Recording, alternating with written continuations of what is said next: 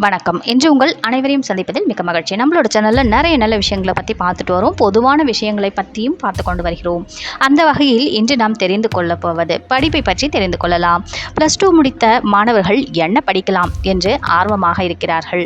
அதிலும் இன்ஜினியரிங்கில் எதை எடுக்கலாம், எந்த குரூப் எடுத்தால் என்ன வேல்யூ என்று குழம்பிக் கொண்டு இருக்கிறார்கள். அதற்காக இந்த பதிவு.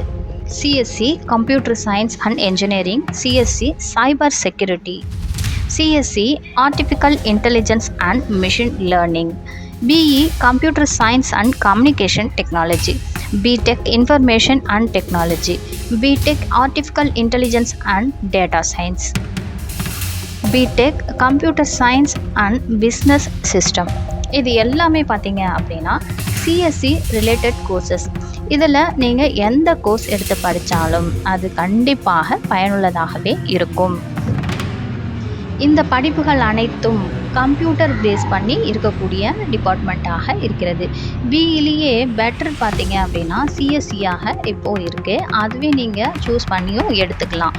CSC cyber security, computer science and engineering, computer and communication engineering, information technology, artificial intelligence and data science, computer science and business system.